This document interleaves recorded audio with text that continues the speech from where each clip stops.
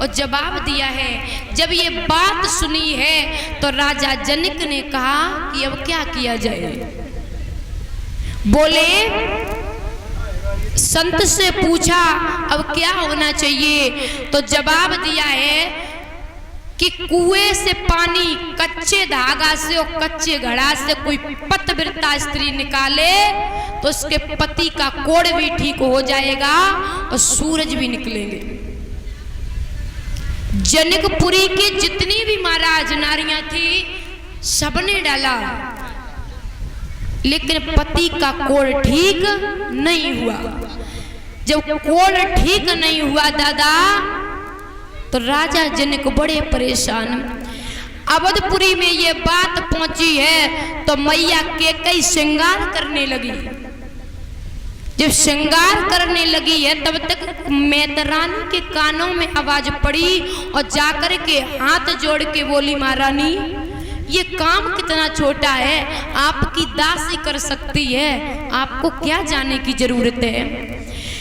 आज मैतरानी ने श्रृंगार किया है और गई।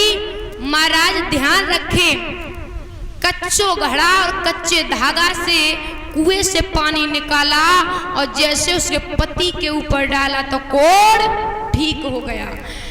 राजा जनक दंग रह गए, इसलिए पत्र नहीं दिया था कि इतना बड़ा काम एक मैतरानी कर सकती है, तो कहूँ हमारी बिटिया को कोई मैतर न विवाह ले जाए, इसलिए पत्र नहीं दिया था। ध्यान रखे भैया, आज राजा जनक ने हर जगह पत्र दिया। कहते हैं महाराज, राजा महाराजा बड़े बड़े राजा आए हुए हैं, बड़े बड़े संत। राजा जनक के यहाँ सभा लगी है, वहां पर बड़े बड़े संत पहुंचे हैं और विश्वामित्र राम लक्ष्मण को लेकर के राजा जनक के दरबार में पहुंचे। जब राजा जनक के दरबार में पहुंचे हैं, महाराज राजा महाराजा धनुष से लगे रहे। धनुष तोड़ने की बात छोड़ो, धनुष को हिला तक नहीं पाए। जब धनुष को हिला नहीं पाए तो राजा जनक सोचने लगे हैं कि अब किया जाए। और क्या बोले, कुंवारी लली रही बिरथा पेज धनुष की,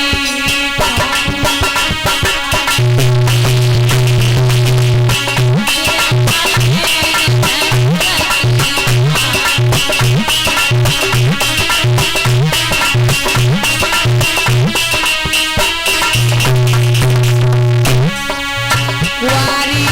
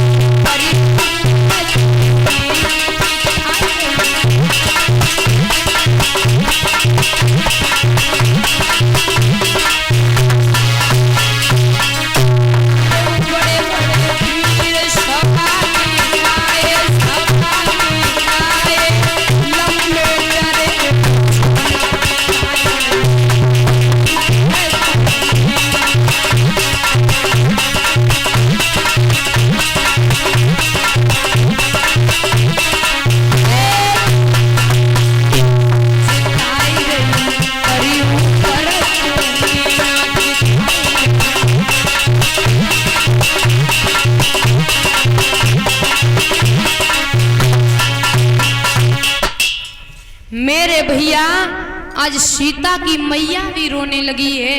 राजा जनक गुस्सा में आकर के बोले हैं उस सभा में कि अब कोई ऐसा वीर नहीं रहा है जो इस धनुष को तोड़ दे।